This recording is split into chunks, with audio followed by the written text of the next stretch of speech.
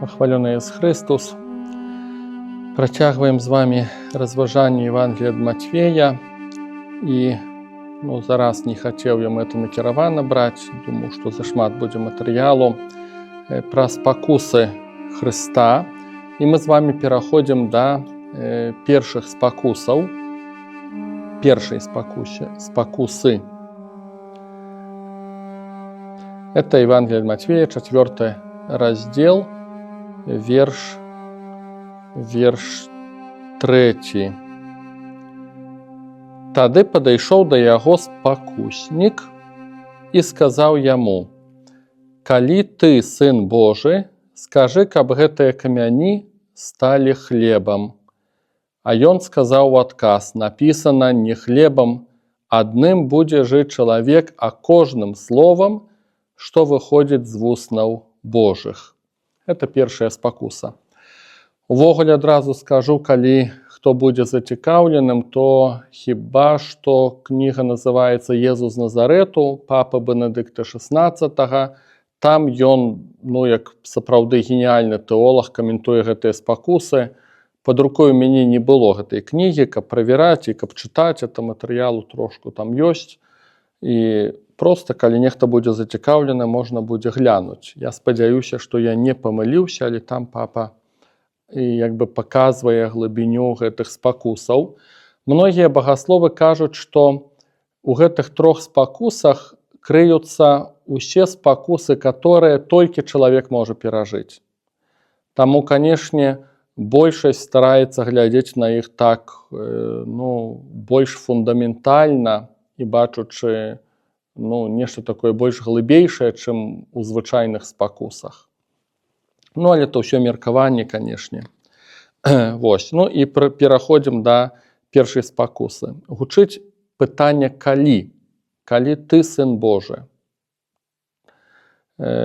Таксама, далей будзе нагучаць у другой спакусе: «Калі ты сын Божы, кінься ўніз». Вось. Але гэтае пытанне «калі». Што за ім крыецца? Канешне, вялікая верагоднасць, што д'ябал не сумняваецца, што Христос сын Божы, хаця, як нехта трапна заўважыў, нават недзе там у каментарах, што ёсць версіі, што д'ябал мог не ведаць, што перад ім стаіць сын Божы. Я думаю, лагічна такую версію дапусціць можна, хаця, канешне, большасць схіляецца, што ён ведаў, хто перад ім стаіць. Вось, і гэта не пытанне ягоных сумніваў. Таксама, лагічна, можа нехта дапускаць, што Христос сумняваецца ў тым да канца, хто ён такі. Вось мы ўжо пра гэта казалі, што ёсць такое пытанне для багасловаў, раннехрысціянскіх багасловаў, у якім моманце да Езуса прыйшла свядомасць, што ён сын Божы, ці ён адразу як немаўля. Вот это маленькае дзіця, ці ён уже ведаў, хто ён такі, ці не. Ці ад нейкага моманту толькі даходзіць да яго свядомасць. Гэта пытанне такія без адказаў, это так можна бясконца, шчыра кажучы, капацца. Думаю, што лагічна можна дапусціць і адну версію, і другую. Тэарэтычна, што і Христос мог да канца не ведаць, якая яго місія, хто ён такі, і д'ябал мог не ведаць. Тэарэтычна можна гэта дапусціць, хаця вялікая верагоднасць, што не. Што адзін і другі ведалі, хто такі Христос і якую місію ён выконвае. Вось. І сказаў бы так, што ў гэтым пытанні, калі ты сын Божы, тут крыецца нават больш характар «дакажы». Дакажы, што ты сын Божы. Не ведаю, ці ва ўсіх было такое дзяцінства, калі часта хлопцы казалі: калі ты пацан, то там зрабі то і то. Калі ты мужик, то 100 грам возьми, зрабі то і то. Вось гэтае пытанне такой, як это гаворыцца, ўзяць на понт, як моладзь гаворыць. Дакажы, што ты сын Божы. І я асабіста за гэта трошку цапляюся, за гэтую думку, таму што мы асабіста на гэта часта вядзёмся. Калі мы сустракаем людзей, которые хочуць ці лезуць у канфлікт, ці хочуць нешта даказаць, і нас правакуюць на гэты канфлікт, мы пачынаем даказваць. А якраз такі даказваць не трэба. Калі ў чалавеку ёсць хоць трошку добрай волі, ён шукае, ён задае пытанні, гэта другая тэма. Але гэта адчуваецца, што чалавек адкрыты, ён сапраўды з табой хоча весці дыялог. Ён мае свой пункт гледжання, але яму таксама ён шукае, яму цікавы твой пункт гледжання, ён хоча паглядзець з розных бакоў. Тады пачынаецца дыялог. А калі толькі дакажы, чалавек свята перакананы ў сваёй праваце, і ён проста цябе выводзіць на канфлікт, каб ты яму даказваў. У такіх сітуацыях, я думаю, гэта не мае ніякага сэнсу. І трэба проста такіх размоваў проста пазбягаць, не ўваходзячы ў размовы. Гэта так чыста па жыцці. Мне асабіста у гэтым пытанні д'ябла нешта такое крыецца. Давай даказвай. Давай даказвай і сабе, і мне, і ўсім, што ты ёсць Сын Божы. І Христос на гэта не ідзе, ён не даказвае. Я б сказаў бы так, што даказваць таму, хто не шукае, гэта ўжо на старце пройгрыш. Хто не шукае і не слухае, які сэнс тады гэтаму чалавеку гаварыць? Гэта ўжо на старце пройгрыш. Гэта быў першы пункт, это слово «калі».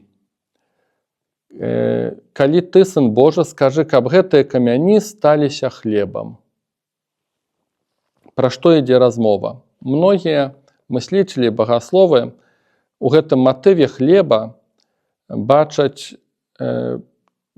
такі дабрабыт матэрыяльны. Першаснае, калі чалавек створаны Богам, духоўнае заўсёды з'яўляецца першасным. Таму што духоўнае праз існаванне Духа Божага ў нас, праз Духа несмяротнага, праз уплыў Духа Божага на нашага Духа, мы, па-першае, з'яўляемся у паўнаце сабой як людзі. Мы адчыняемся на Царства Божае, да чаго мы і прызначаныя на жыццё вечнае, і мы маем магчымасць пазнаваць Бога жывога. Духоўнае з'яўляецца першасным. Але, на жаль, так ёсць, што ў граху першародным, после граху першароднага, духоўнае далёка не першаснае. А першаснае якраз такі хлеб. Гэта жыццё бачнае, матэрыяльнае, гэта даброты, гэта рашэнне праблем нашых, такіх ці іншых. І мы, як людзі, мы зразумела, мы на гэта вядзёмся, і часта менавіта гэты матыў гучыць у многіх таксама спакусах, што мы вядзёмся на тое, што чалавечае. Назовём гэта так. І сатана у гэтым напрамку, магчыма, Хрыста спакушае. Каб духоўнае адышло на наступны план, а заняліся тым, што чалавечае гэтымі хлебамі. Александр Мень комментуя эту спокусу так. Ответ Христа указывает на его отказ привлечь людей обещанием материальных благ. У нейкім сэнсе Мень показывае, што Христос не збіраецца сабіраць вакол сябе натоўпы, таму што ён зараз пачне рабіць цуды і рашаць людскія праблемы. Гэта не яго задача. Калі Христос і моліцца аб аздараўленні і чыніць цуды, аздараўляючы хворых, то гэта скарэй великодушие Христовое, але гэта не план па рашэнні праблемаў, звязанных со здоровьем и с усімі бедами. Такая логика Александра Меня. Владимир Соловьев комментуе так. Не комментуе, а у гэтай думцы ён показывае, што якраз таки антыхрыст, который прыйдзе, ён будзе рабіць такія знакі і цуды, што многія людзі павядуцца, таму што менавіта гэтага яны чакаюць.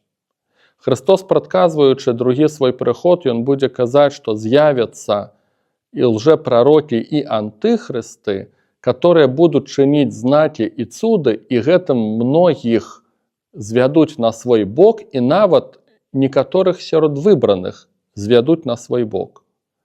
Таму што людзі павядуцца якраз такі за хлебамі, за тым, каб вырашаць нашыя зямныя праблемы. Недзе парадокс, напэўна, у тым, што сапраўды мы ад Бога найбольш якраз такі чакаем хлеба, не духоўнага. Найбольш гэтага мы і чакаем. І парадокс у тым, што якраз такі дабрабыт найбольш нас і губіць. Там, дзе развіты дабрабыт, дзе людзям усяго хапае, там знікае патрэба духоўнага. Еўрапейскаму грамадству вельмі складана на сённяшні дзень даносіць нейкія праўды духоўныя, таму што ў іх усё ёсць. У плане дабрабыта ўсяго хапае. І парадаксальна, што там, дзе аказалася найбольш для нас хлеба, там найбольшыя часта чалавечыя праблемы, кшталту дэпрэсіі, згубленае пачуццё сэнсу. Франкл, мой любимый, некалі пісаў, што это станецца праблема, это псіхатэрапеўт вядомы, са сваёй методыкай знакамітай логатэрапіі. Ён пісаў, што праблема, што людзі не будуць бачыць пачуцця сэнсу, станецца галоўнай праблемай 20-го стагоддзя. І гэта якраз такі праблема багатых грамадстваў. Паводле Франкла, гэта праблема номер 1 у Аўстрыі, адной з самых багацейшых еўрапейскіх дзяржаў, і ў ЗША. Таму такі, нейкі парадокс. Там, дзе найбольш гэтага хлеба, ў кавычках назовём, там таксама страх перад смерцю, страх перад інвалідствам, дзікі страх перад адзінотай, гэта страх перад старасцю. Гэта ўсё хваробы багатага грамадства. Як гучыць адказ Езуса? Не хлебам адным будзе жыць чалавек, а кожным словам, што выходзіць з вуснаў Божых. І Езус цытуе кнігу Другазаконня, 8 раздзел, 2-3 верш. «И помни весь путь, которым вел тебя Господь, Бог твой, по пустыне уже 40 лет, чтобы смирить тебя, чтобы испытать тебя и узнать, что в сердце твоем, будешь ли ты хранить заповеди Его или нет. Он смирял тебя, томил тебя голодом и питал тебя манною, которой не знал ты и не знали отцы твои, дабы показать тебе, что не одним хлебом живет человек, но всяким словом, исходящим из уст Господа, живет человек». І Христос цытуе гэты ўрывак. Паглядзіце, што ў ім цікавае. Кніга Другазаконня паказвае, што мы павінны памятаць шлях, которым правёў Бог ізраільскі народ. І гэты шлях быў непросты, ён быў поўны праблемаў, і кніга Другазаконня паказвае, што Бог быў прычынай гэтых праблемаў. Таму што ён хацеў народ упакорыць, смиріць, для таго, каб людзі зразумелі, што не адным дабрабытам яны будуць жыць. Што гэта утопія, жыць дабрабытам і чакаць ад Бога толькі таго, каб ён рашаў нашыя праблемы. Бог спецыяльна пазбавіў народ у кавычках гэтага хлеба, за который мы палюем, чакаючы ад Бога, каб ён нам даваў гэты хлеб, каб ён рашаў нашу праблему. Вось такі цікавы эпізод. Пры гэтай спакусе мне асабіста малюецца такая духоўная праблема, вельмі глыбокая. Прызнаюся, толькі недаўна так трошку яе стаў адкрываць, гэтую праблему. Гэта духоўная глыбокая праблема гуманізма. Па ўсёй логіке гуманізм, як нейкі грамадскі рух, ці нават як плыні палітычныя, у параўнанні да ўсяго маркабесія, которое дзеецца ў свеце, ён выглядае для нас, хрысціянаў, даволі прывабным. Таму што гуманізм, як бы, ён за чалавека, каб чалавеку лепш жылося. Да? Але ў чым ёсць праблема гуманізма? Я сустрэўся, цікава, у Андры Делюбака ёсць такая кніга, это езуіт, тэолог вядомы, там, сярэдзіна 20-го стагоддзя, ён даволі моцна паўплываў на другі Ватыканскі сабор. У яго ёсць такая кніга пад назвай «Драма атеістычнага гуманізма». І ён паказвае ідэю гуманізма у камуністычным грамадстве, у савецкім грамадстве, у ідэях Леніна, і ў ідэях камунізма увогуле ён паказвае, што тут прысутны гуманізм і што гэта драма. Таксама для мяне адкрыццём было, калі я даведаўся, што французская рэвалюцыя з усімі сваімі жорсткімі методамі таксама прапаведавала гуманізм. І ўвогуле тэрор бальшавіцкай рэвалюцыі і французскай рэвалюцыі, ён нібыта для дабра чалавека. То есть мы знішчым одну частку грамадства для того, каб іншым нармальна жылося. Вот гуманізм, для того, каб школы былі, для того, каб справядлівасць была грамадская. Ну і рэлігія тут, конечно, перашкода в этом плане. Таму што мы дбаем пра чалавека. Рэлігія тут ні пры чым. І, конечно, ідэі гуманізма, вот за чалавека, за правы чалавека, для многіх хрысціянаў яны вельмі прывабныя. Яны для мяне асабіста прывабныя. І разам з тым яны небяспечныя. Трэба глядзець канкрэтна, вот, што канкрэтна стаіць за тымі ці іншымі прапаведнікамі гуманізма, назовем гэта так. Таму што ён можа быць абсалютна бязбожным, гэта гуманізм. І ў нейкім сэнсе, вось, у гэтай спакусе, тое, што прапановвае д'ябал, задбай гуманна пра сябе. Зрабі, каб это было першасным у тваім жыцці. Дабрабыт чалавечы, вот, такое спакойнае, мірнае, лагоднае жыццё, задбай перш за ўсё пра яго, а пасля духоўнае. Вось у чым хіба што, сутнасць, такой глыбокая сутнасць этой спакусы д'ябала. Ну, і это праблемка, да, і гэта праблемка. Варта заўважыць,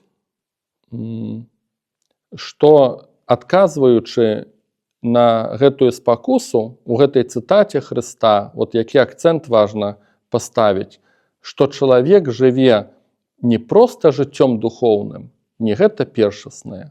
Жыццё духоўнае, вот абстрактнае, вот жывём жыццём духоўным, да? А першаснае у жыцці духоўным гэта што чалавек жыве усялякім словам, которое паходзіць з вуснаў Божых. Вось што трэба падкрэсліць. То есть чалавек жыве, якое слово паходзіць з вуснаў Божых? Гэта перш за ўсё Біблія, которую мы з вами разбіраем, ну і, скажем так, прароцтва. То есть Дух Святы таксама надалей гаворыць. Ну, але з прароцтвам многа пытанняў, я вельмі крытычны часта да таго, што часам людзі кажуць, што чуюць, бачуць, вось, адчуваюць голас Божы. Усё гэта ёсць, я ва ўсё гэта веру, да, і гэта бачыў, што сапраўды это жывое, так пераканаўся, але таксама бачыў, што шмат тут, ну, скажем так, чыста чалавечага, ці нават д'ябальскага таксама ёсць. І тым не менш, да, вот націск на тое, што духоўнае, это не абстрактна духоўнае. Да, а першаснае гэта духоўны свет, але ён базуецца на Слове Божым, на Бібліі, ну і ўсё-такі назовем гэта слово пророчае, слово откровения. Добра. Другая спакуса. Тады ўзяў яго д'ябал у святы горад і паставіў на крыле святыні і сказаў яму: «Калі ты, сын Божы, кінься ўніз, бо напісана, анёлам сваім загадае пра цябе і на руках панясуць цябе, каб ты часам не спатыкнуўся аб камень нагой сваёй».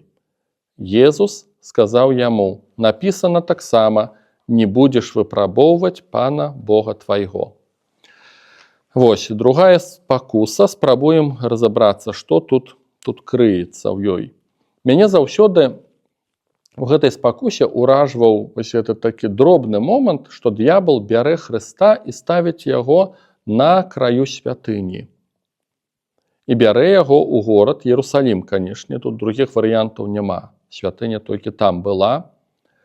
Увогуле мяне здзіўляе, што д'ябал здольны гэта зрабіць. Магчыма, гэта, канешне, нейкае містычнае перажыванне, тут ужо цяжка праверыць. А можа, фізічна паставіў. А можа, так паўплываў, што Хрыстос бачыў, што ён у духу вот неяк там стаіць, дзіўным містычным спосабам стаіць на краю святыні. Так ці інакш, это ўжо не столь важна, ці это было містычнае перажыванне, ці фізічнае. Так ці інакш, д'ябал быў прычынай гэтага перажывання.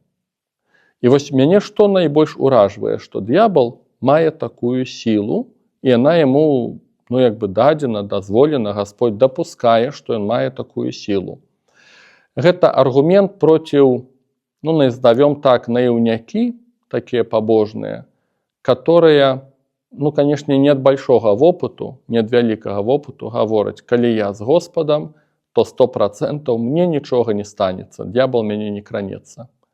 Хачу вас расчараваць, это неправда. Д'ябал можа крануцца не настолькі, каб знішчыць чалавека, але нагадзіць, напаскудзіць можа. І думаю, што толькі па нейкаму невялікаму вопыту духоўнаму мы можам такія рэчы сказаць. Таму што д'ябал і Біблія паказвае, і гісторыя многіх праведнікаў хрысціянскіх паказвае, што ён выпрабоўвае многіх. І чамусьці Гасподь дапускае да гэтага.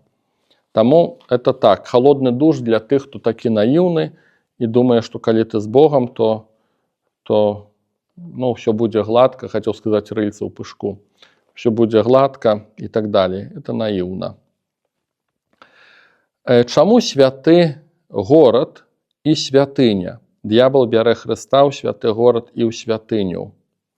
Версія Александра Меня, што д'ябал спакушае Хрыста зрабіць шоу, таму што ў Іерусаліме многа народу. У святыні там прыходзяць з ахвярамі, там таксама многа народу. І д'ябал хоча трошку паўторна, прыцягні да сябе на сілу людзей. А Хрыстос, ён якраз такі ў яго іншая пазіцыя. Ён адварот пачынае з пустынных месцаў, ён не з натоўпаў пачынае. Ён пачне прапаведваць з Галілеі, увогуле гэта месца, которое ёсць маргінесам. І ён не прыцягвае такім чынам людзей. То есть, так каментуе Мень, што это спакуса учыніць шоу, зрабіць цуды, каб вакол цябе сабраліся людзі. Цікава, што д'ябал так збірае людзей, менавіта так. Бітва экстрасэнсаў, усе гэтыя ведьмы, людзі вядуцца на это, яны рэальна кажуць, это ж такая сіла, яна праўду сказала, пайшоў да гадалкі, яна праўду сказала. Гэтымі спектаклямі, такімі полупраўдзівымі, полуабманнымі, д'ябал прыцягвае людзей, людзі вядуцца на гэтае шоу. У Хрыста зусім іншы падыход. Это, між іншым, думка Александра Меня. Можа быць, гэта версія такая трошку ад мяне, што таксама гэтая спакуса паказвае, што д'ябал здольны ўплываць на месцы святыя. На Іерусалім для габрэяў это быў святы горад, ён быў пасвечаны Богу. Храм, святыня, д'ябал туды ідзе. Таксама многіх даследчыкаў Бібліі уражвае тое, што Хрыстос, напрыклад, у пэўным моманце выганяе апантанага з сінагогі. Значыць, гэты чалавек там знаходзіўся. У месцы Божым знаходзіцца чалавек пад уплывам д'ябла. Таксама это магчыма, нешта ў гэтым ёсць, это нейкая такая, больш ад мяне думка, што д'ябал мае доступ да некаторых рэчаў святых. І больш глыбейшая думка. Д'ябал мае доступ да структураў хрысціянскіх, да касцёла, да царквы. Канешне, Хрыстос сказаў, што брамы пякельныя не перамогуць яго. І тым не менш, да бачнай структуры, бачнай, такой як, ну не ведаю, там патрыярх, папа, біскупы, структуры дэцызіяльныя, Ватыкан, ці д'ябал да ўсяго гэтага мае доступ. Я думаю, у свеце таго, што мы чуем скандалы, і людзі сапраўды горшацца, як такое магчыма, ну выглядае на тое, што да, што мае доступ. Такім ці іншым спосабам. І ў прынцыпе гэта не новая інфармацыя, ў прынцыпе так і было. Вот для мяне этот вобраз, ён такі, ну, у дадзеным выпадку вот так вот прамаўляе, да, што ён мае доступ да святыні. Хаця цікава, што ён ўсё-такі не ўнутр заводзіць святыні. Ён ставіць да краю. На краю, на вярху святыні, як бы вобраз таго, што ўсё-такі ён мае абмежаваны доступ, да, не ва ўсім. Але ўсё-такі гэты доступ ёсць. І больш за тое, д'ябал цытуе Біблію. Д'ябал мае доступ да святога горада, да святыні, дзе складаюцца культы Богу і пакланяюцца Богу, адзіная святыня ў Ізраілі, і мае доступ да Бібліі. Я некалі чуў ад аднаго экзарцыста, бенедыктынца, который казаў, што задалі мы, памятаю, пытанне, сядзелі з ім за сталом на адных рэкалекцыях і задалі пытанне, як вы распазнаеце, ці псіхічная хвароба ці апантанне, на што ён сказаў, я проста пачынаю чытаць Біблію. Таму што і малюся, каб Слова Божае напоўніла гэты пакой, таму што д'ябал не вытрымлівае Слова Божага. Д'ябал не можа выносіць імёнаў Божых. І сапраўды так ёсць. І сапраўды так ёсць, але я думаю, што залежыць ад таго ўсё-такі, якія гэта духі. Духі розныя. Некаторыя не вытрымаюць, некаторыя не могуць чуць імя Божага, ці ўвогуле малітваў, ці цытаты Святога Пісання, і адразу пачынаецца бой ці бунт духа. Я такія рэчы бачыў некалі. Але выглядае на тое, што, скажам так, самы галоўны з іх, сатана, ён цытуе Біблію. Ён мае доступ да Святога Пісання. І цяпер адносна гэтай цытаты Бібліі. Д'ябал цытуе 90 псалом, 11-12 верш. Але там няма мовы не пра суіцыд, там няма мова пра святыню, ён проста вырывае з кантэкста. І вось якая важная, цікавая выснова, што не сама Біблія ратуе, не само Слово Божае, а ратуе ўсё ж такі фундаментальнае гэта духоўнае, а духоўнае гэта сэрца. З якім намерам чалавек чытае Слово Божае? Ці ён шукае, напрыклад, волі Божай, ці ён проста чытае, каб даказаць некаму, альбо самому сабе, што і не такі дурны, як здаецца. І вось гэтае сэрца, яно ўплывае на многае, на малітву ўплывае, да. Людзі чытаюць проста слова, а нехта чытае ад усяго сэрца, розніца каласальная. Нехта прызывае Святога Духа, таму што это для яго чарговы від пабожнасці, новы, а нехта ад усяго сэрца прызывае Святога Духа, пакараецца Духу Святому, і вынікі зусім іншыя.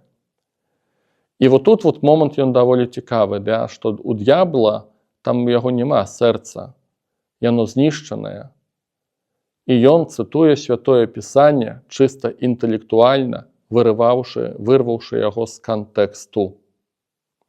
Цікава, што Біблію многія тыраны таксама цытавалі. І ўжо зараз не буду казаць пра каго, адразу чамусьці падумаў пра Івана Грознага. Ён увогуле такі добрым параноікам быў, хаця парадаксальна чалавекам вельмі рэлігійным, робячы ўсе гэтыя зверствы. Але такіх, думаю, шмат, это не толькі Іван Грозны. І я ведаю людзей, которые умудраюцца ноль любві, ноль павагі адзін да аднаго. Просто аднымі цытатамі спрачаюцца, даказваюць, прыніжаюць, як бы выкарыстоўваюць у сваіх мэтах. То есть сэрца гнілаватае, мякка кажучы. І Христос, што робіць Христос? Канешне, ён бачыць, што ніякай чысціні няма. Вось, што робіць Христос? Ён адказвае словам на слова. 7 верш. Езус сказаў яму, напісана таксама, не будзеш выпрабоўваць Пана Бога твайго. Старажытная методыка, напэўна, Христос не думаў пра методыку, але у гэтым нешта сур'ёзнае ёсць, да? Што слова тлумачыць слова. Такая была методыка ў старажытным хрысціянстве, і это вельмі самая класная методыка разумення Бібліі. Што многія кнігі, многія цытаты Бібліі, многія фрагменты, яны адзін аднаго дапаўняюць. Нельга вырываць з кантэксту. Таму адна з самых класных методык працы па Бібліі – гэта сімфонія. Калі ты канкрэтныя паняцці ці тэматыку разбіраеш, гледзячы па многіх фрагментах Святога Пісання па ўсіх кнігах, тады карціна неяк больш-менш малюецца. Яна павінна, чаму сімфонія, класнае это слово, таму што Біблія павінна заіграць як аркестр. Это розныя інструменты, скрыпкі, віоланчэлі, там нейкія ударнікі, яшчэ там не ведаю што, клавішы. І ўсё это павінна сыграць. Тады малюецца карціна, і тады малюецца прыгажосць, а не выдарна з кантэксту для сваіх нейкіх там карысцяў. І Христос гэтай методыкай карыстаецца. Зрэшты, мы бачым на працягу ўсёй ягонай паслугі, ён будзе часта цытаваць Стары Запавет. Не толькі для таго, каб даказаць, а таму, што такое ёсць разуменне Слова Божага. Слово Божае само сябе тлумачыць. Гэтая ідэя, гэтая методыка. Я думаю, што ў раннім хрысціянстве менавіта Христом і натхніліся. Бачачы, як ён это робіць, многія айцы касцёла і святыя менавіта так рабілі. І таму, зрэшты, на жаль, няма ў беларускай Бібліі паралельных месцаў, але ў сінадальнай, у рускай Бібліі ёсць гэтыя паралельныя месцы. Іх не шмат. Яны дробным там шрыфтам, это зусім такі мінімум, але хаця бы нешта ёсць. Это якраз такі для таго, каб слова тлумачыла слова. Каб можна было на тую самую тэму паглядзець у нейкіх іншых месцах Святога Пісання. Окей. І, можа, апошняе, што на гэтую другую спакусу, што Пан Езус не пярэчыць д'яблу, таму што ён цытуе Слова Божае. Яно праўдзівае. Тут няма чаму пярэчыць. Ён проста цытатай на цытату адказвае. Ён ведае гнілое сэрца д'ябла і, па-першае, разумее, што ў дыялог з ім улазіць, тут няма пра што дыскусіі весці, бо яму д'яблу гэта не трэба. Яму не трэба нічого даказваць д'яблу. Таму што ягоная задача нішчыць, а не праўду пазнаваць. І таму Пан Езус, цікава, это не мая думка, это вычытаў аднаго багаслова, Пан Езус не пярэчыць ягонай фразе, але адказвае словам на слова. І цяпер трэцяя спакуса, 8 верш 10. Д'ябал зноў узяў яго на вельмі высокую гару і паказаў яму усе валадарствы свету і славу іх. І сказаў яму, усё гэта дам табе, калі ўпадзеш і паклонішся мне. Але Езус сказаў яму, адыдзі, сатана, бо напісана, Пану Богу твайму пакланяйся і яму аднаму служы. Трэцяя спакуса. Зноў д'ябал бярэ яго на высокую гару. Зноў жа пытанне, ці это фізічна было, ці это містычна. Усё-такі скарэй за ўсё містычна, таму што аж такой высокай гары цяжка ў Ізраілі знайсці, гэта адно. Па-другое, напэўна, з гэтай гары не бачныя там ніякія каралеўствы. А тым больш, што, як напісана, усе каралеўствы свету і іх славу. Таму адназначна, ў 99%, што это, можа, дапусцім так, няхай, можа, фізічна ўзяў д'ябал на нейкую невялічкую гару, а ў выніку містычна паказаў, можам так это разумець, паказаў многае. Святы Яранім каментаваў так. Д'ябал нясе Хрыста на вышыню, адкуль праз сваю пыху, гардыню сам зваліўся.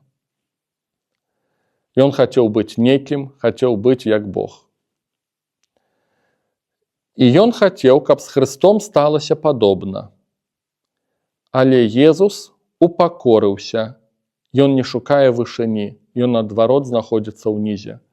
Ён будзе служыць самым убогім, пачынае служыць сярод маргіналаў гэтага свету.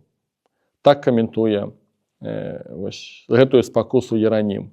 Цікавая думка, што д'ябал пра сваю пыху, пра сваё жаданне кар'ернага росту, назовем это так по-нашаму, ён зваліўся і хацеў, каб Христос падобна зрабіў.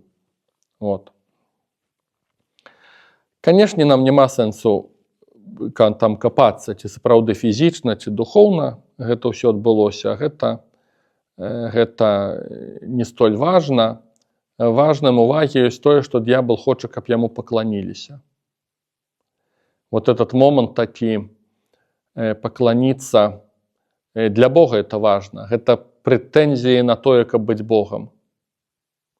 Цікаво, да, это у нас уже была такая тема, что мудрецы, разбирали мы с вами Евангелие от Матфея, что мудрецы идут Христу поклониться. Это уже моя вартость.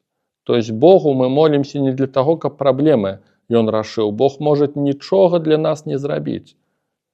Калі мы ідём яму просто пакланіцца, гэта ўжо мае сэнс, таму што ён Бог, ён створца, ён добры, ён любячы, і яму належыцца вот тое, каб мы пакланіліся. Гэта ўжо мае сэнс. Гэта культ, гэта належыцца толькі Богу. І д'ябал пакушаецца на вот такую вот рэч. Вот. І, здаецца, немногага просіць, заўважце. Здаецца, немногага просіць. А што ўзамен дае д'ябал? Паказвае славу свету, валадарствы. Нехта ў гэтым вобразе бачыць, што ён прабуе спакусіць нейкім багаццем і так далей. Я думаю, што не. Што гэта не ў гэтым рэч. Думаю, што Хрыста нереальна было б нечым такім спакусіць. Увогуле, мы з вами ўжо казалі пра гэта, д'ябал калі спакушае, таму што гэта рэальна было Хрыста спакушыць, значыць, такая магчымасць была, тэарэтычна. Але я думаю, што наўрад ці багаццем. Нідзе не выглядае, каб Христос увогуле ў гэтым напрамку неяк ішоў. А чым д'ябал мог спакусіць? Я думаю, што якраз такі у кавычках, калі можна сказаць, гэтым хлебам, пра который была мова ў першай спакусе, паказваючы царствы. Вот, што прапануе д'ябал Христу? Ты будзеш гаспадаром. Ты рашыш усе праблемы. Рашыш, ты хочаш памагчы людзям? Калі ласка. Стань прэзідэнтам, каралём, у тваіх руках будуць войскі. Палітычным спосабам рашы праблему. И вот это вот спакуса, уже я адчуваю, да, вот это вот, конечно, калібр. Дайдзі да ўлады, і тады рашыцца ўся праблема. І тады пакіруеш людзьмі, вот калі ты будзеш пры ўладзе. Займі месца Ірада, займі месца імператара рымскага, якія магчымасці адкрываюцца. Рэальна хрысціянства можна добра прадвінуць. Вот у чым сутнасць была спакусы. Толькі пакланісь мне. І рашыш многія праблемы гэтага чалавецтва. Ад хваробаў да беднасці, войнаў, несправядлівасці і так далей. Толькі пакланіся мне і рашыш усе сацыяльныя праблемы. Так разважаў Салаўёў. Ён паказвае ў сваім творы краткая аповесць о Антихристе. Ён паказвае 3 разговора, дакладней, там так называецца, 3 разговора і краткая аповесць о Антихристе. Вось, і ён паказвае, што Антыхрыст, ён для таго, каб яму пакланіліся, ён рашыць усе праблемы чалавечага грамадства. Все сацыяльныя праблемы, інтэлектуальныя, там, усе, што хочаш. Ну і Христос, канешне, гэтага не робіць. І спакусы сканчваюцца на гэтым і сканчваюцца апошнім вершам, 11 верш. Тады д'ябал пакінуў яго, і вось анёлы падышлі і служылі яму. Ну, цяжка тут нешта каментаваць, якія анёлы, чаму служылі і так далей. Тут троху розных версій ёсць, але ўсё это фантазіі больш людскія. Вось, але цікава, што евангеліст Лука кажа, што у 4 разделе 13 вершы евангеліст Лука, зараз я праверу нават, евангеліст Лука кажа, што д'ябал адышоў ад яго да часу. І што гэта значыць? Ну, две версіі. На всякий выпадак я праверу. Да, 14 раздел, 13 верш. Угу. Скончыўшы усе выпрабаванні, д'ябал адступіў ад яго да пары, да часу. Па-руску до времени. І, канешне, каментар ёсць такі. Гэты час, калі ён зноў прыйдзе, адбудзецца на крыжы, калі будуць апошнія спакусы Хрыста, калі ты сын Божы, сыйдзі, зноў жа будзе гучаць матыў, дакажы, калі ты сын Божы, дакажы, сыйдзі. Той самы голас гучыць. Ну, канешне, там людзі это гавораць, але ўсё-такі за імі, напэўна, крыецца голас д'ябла. Вось, ну, напэўна, у апошнія моманты Хрыста там будуць спакусы, дзе ён моліцца, айцу, і пакінутасць, Христос перажывае, і вучні, як бы яго пакінулі, і не чуваюць разам з ім. Усе гэтыя моманты Юда здраджвае. Тут, думаю, поўна матываў, дзе можна ўбачыць атаку д'ябла. Вось. Але таксама ёсць версія, што на працягу жыцця Хрыста тым ці іншым спосабам д'ябал не адыходзіць. Таксама ёсць такая версія, што гэта былі фундаментальныя спакусы. Это былі спакусы такія глобальныя, которые, ну, абдымаюць усе віды спакусаў. А пасля на працягу ўсёй паслугі Хрыста там ці сям ён будзе ставіць палкі ў калёсы. Ну, так каментуюць, што д'ябал ненадоўга яны рассталіся. І на гэтым мы з вами сканчваем нашыя разважанні. Пахвалёны Езус Христос!